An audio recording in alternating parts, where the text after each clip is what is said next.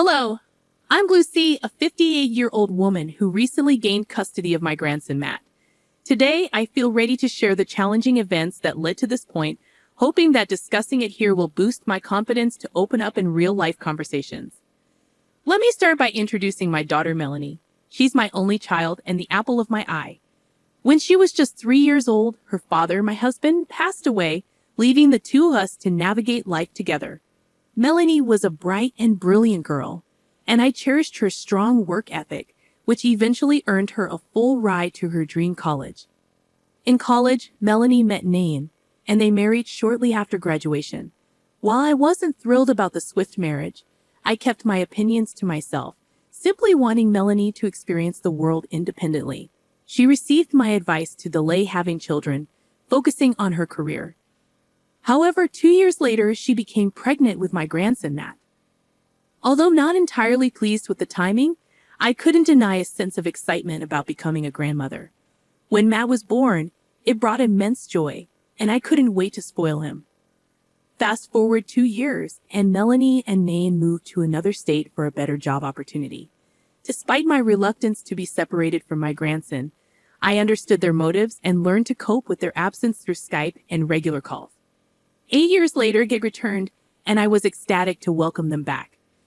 During their absence, I communicated with them virtually, and when they returned, they delved into work, leaving Matt in my care for long hours.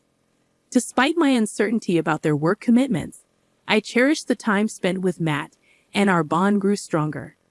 Unfortunately, the situation began to unravel around Matt's 12th birthday. I always took part in grand celebrations for him, but that year, I couldn't attend due to a work trip. Despite my efforts to return on his birthday morning, I couldn't make it. In an attempt to make up for missing his significant day, I met with him the following day, saying, "Hey, sweetie, happy belated birthday." "Thanks, Grandma," he replied. "I'm so sorry I couldn't make it yesterday. I tried my best to make it back in time, but it was already 11 p.m. It's okay. You made it up to me anyway." How could I not celebrate my favorite grandson's birthday? "I'm your only grandson, Grandma." Okay, you're still my favorite though. Anyways, 12 is a big age. "What did you do yesterday?" "Nothing." "Oh, come on, Matt. If you're trying to protect my feelings from missing out on your birthday, I can assure you that I'll be fine." "No, Grandma, I really didn't do anything." "What do you mean? Didn't your parents take you out for dinner?" "I sent your mom money for that." "Well, I sat at home all alone throughout the day, except for when my friends came over for a bit. Mom and Dad came back home really late from work, so I didn't do anything." "Why were your parents working on a Saturday?" "Mom and Dad picked up extra hours because they apparently needed the money." "That's odd. The least your mom could have done was tell me that they weren't celebrating your birthday. I would have had even more money to spend on you." "Grandma, that's really sweet, but I'm already used to this." "What do you mean?" "I mean that Mom and Dad are almost never home, and they always miss big events because they're too busy working." "That's so sad. How do you feel, though?" "I was sad yesterday, but I don't think I should have been." "Why?" "I mean, it's only natural to feel bad when your parents forget about celebrating your birthday. I mean, they've been doing it for so long. I should not have thought that they would have remembered." "Sweetie, that's so incredibly sad. I'm going to talk to your parents about it. You don't deserve this." "No, please don't. They'll only get mad at me, and they might not let me see you again." "But please, Grandma." "Fine, but you're staying with me tonight, and we're celebrating your birthday properly." I tried my best to push aside what Matt had revealed to me for the duration of his celebration with me. I took him out, let him buy whatever he wanted, and he seemed very happy. I was glad I could lift his mood. The next day after Matt left, I phoned Melanie to inquire why neither she nor Nain had celebrated Matt's birthday.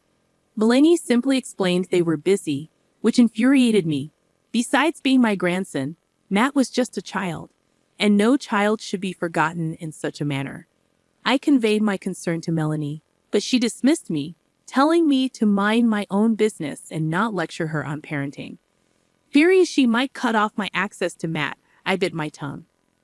About a month after Matt's 12th birthday, I received a distressing call from him while at work. Grandma, Matt, sweetie, how's everything going? Grandma, I need help. What? Why? What's going on? I feel really sick. Oh, sweetie, where are your parents? I've been trying to tell them I haven't been feeling well for a long time now, and they haven't been listening. They keep telling me that I'm fine and that they're too busy to do anything about it. On a scale of 1 to 10, how bad is the pain? 10. Whoa, where is this pain you're feeling? Near my tummy, Grandma. Could you please stay here fast?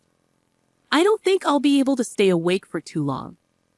I'm already on my way, sweetie. Just keep talking to me. How long have you been feeling this way?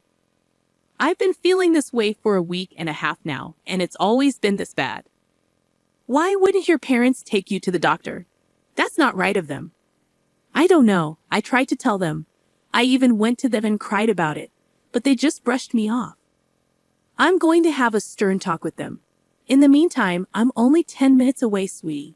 I'll be there super soon. Are you lying down? I'm sitting at my desk. Could you get on the bed and try to lie down? Maybe that will ease the pain a little. Oh, okay. Well, I'll try. Grandma, everything's getting so blurry. Matt, stay with me, sweetie. In a panic, I rushed over to Matt's place. While en route, I called 911 to get him help as quickly as possible. Fortunately, my workplace was only a 7-minute drive from Melanie's. I arrived before the EMTs, and upon entering Matt's room, I found him lying on the floor, his face turning blue. When I touched him to check for a pulse, he felt incredibly cold. Thankfully, I felt a pulse, and shortly after my arrival, the EMTs arrived, loading him into an ambulance and rushing him to the nearest hospital. I persistently tried calling Melanie and Nathan, but neither of them responded. Left with no choice, I resorted to leaving voicemails and messages, urgently informing them of Matt's situation. As I imagined worst-case scenarios, Matt's doctor delivered the alarming news that he had a ruptured appendix and required immediate surgery. Anxiety consumed me as Matt was rushed into the emergency room, and I anxiously paced back and forth, struggling to reach Melanie and Nathan. My frustration toward them intensified with every unanswered attempt. Thankfully, Matt's surgery proceeded smoothly, and he regained consciousness shortly after being placed in his own ward.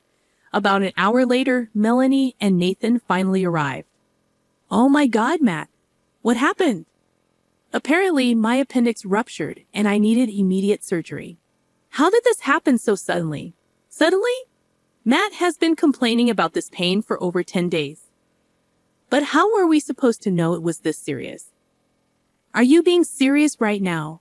As Matt's parents, both of you should attend to every pain and illness he has, regardless of how tiny or insignificant it seems. I don't appreciate you talking to my husband that way. I wouldn't have to talk to either of you like this if you just took care of your son. Are you accusing us of being bad parents? Yes, I think I've made it pretty clear.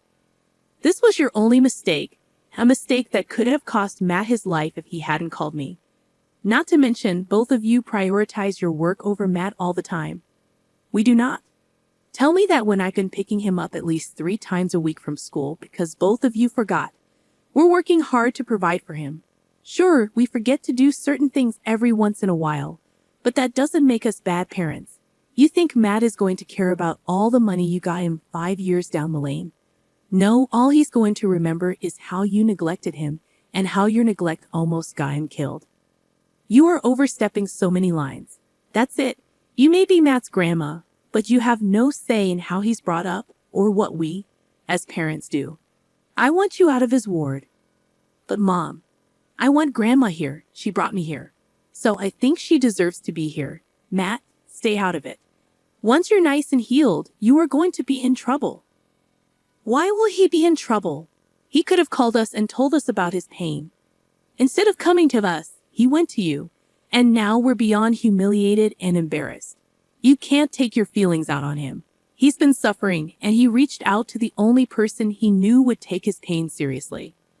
Okay, Lucy, you really need to step out now, or we will have to get you thrown out. He can't do that.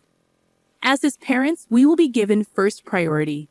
I just have to tell the nurse to take you out of here. Fine, but this isn't over. Matt, sweetie, take care. Everything will be fine, and you have absolutely nothing to worry about. I'll see you soon. I was beyond enraged, but once again, I decided to hold my tongue because I knew that I couldn't just abandon Matt when he most definitely needed me the most. I tried my best to get in contact with Melanie and Nathan to get updates on Matt, but neither of them answered any of my calls or texts. I could only hope that Matt was recovering nicely. That was until just a week after his surgery. Melanie called me and asked me to look after Matt during the daytime after work until they came back home. She never addressed our last conversation, nor did she apologize for how she talked to me. I let it go because I was just happy to see Matt again. The next day, I rushed over to Matt right after work and saw him lying in bed playing a video game. There's my brave and strong man. How are you doing, champ? I could be better, I guess. Have Mom and Dad been taking proper care of you? Well, they left me alone all day. So what? I thought at least one of them would have taken off to look after you. It was truly a miracle that even one of them stayed with me when I was in the hospital. Oh my God, you poor child. I want out of this house, Grandma. Is there anything you can do about it? Of course. I'm your grandma, and your parents have neglected you enough for me to use my rights as your grandma to take custody of you.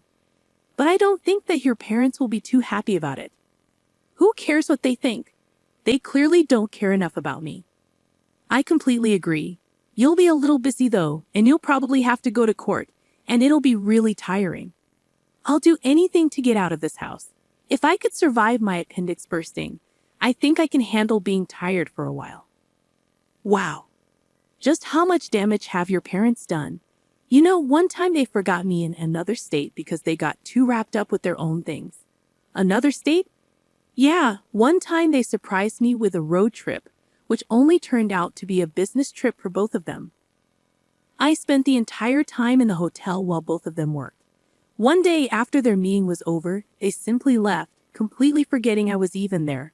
I had to spend a whole night at the police station, waiting for them to come back. When the police spoke to my dad, he told them he was overtired, and it was an honest mistake, so they let him go. I got yelled at afterward for not calling them. Did the police say anything to them? They spoke to my dad, and he told them he was overtired, and that it was an honest mistake, and they let him go. I got yelled at afterward for not calling them. My God, they're monsters. Do you see why I want out so bad? Absolutely, honey. Let's give you another day or two to feel better, and then I'll bring a lawyer over, and we can start discussing getting custody of you. Thank you, Grandma. I didn't think I could get any more appalled by Melanie and Nathan's parenting, but there I was, listening to just a few snippets, and I already wanted to unleash hell on them. I knew that it would not be right to get my emotions involved in this situation, so I just spent the rest of that day talking with Matt and trying to make him feel better. The next day, I took a week off work, and the first thing I did was get in contact with a lawyer. He advised me to collect as much evidence as I could about Melanie and Nathan's neglect, so I started to do that. Over the next 4 months, I got Matt on board and asked him to keep track of everything. We set up a hidden camera in his room so that every conversation was recorded. Gradually, we collected more than enough evidence, along with evidence from the past and testimonies from those involved. We had more than enough evidence to guarantee my custody of Matt. With that, I filed for Matt's custody, and Melanie and Nain were summoned to court. Of course, they did not take it lightly, and I got a very angry call from Melanie. What do you think you're doing? Oh, hi, Melanie. Do not try to be nice to me right now while you're trying to take Matt away from us. You have shown me one too many times how you neglect Matt. I don't want him growing up thinking that he's never cared for. That was one isolated incident, Mom. I've been speaking to a lawyer and to Matt. Matt has told me about all the other non-life-threatening ways you and Nain have been neglecting him. So you've brainwashed Matt into thinking that we don't love him either. I didn't force him to leave. I believe he wanted to go a long time ago, but he didn't realize he could. How can you even say that? This is all you're doing. You had to throw a huge fit in front of him at the hospital, Melanie.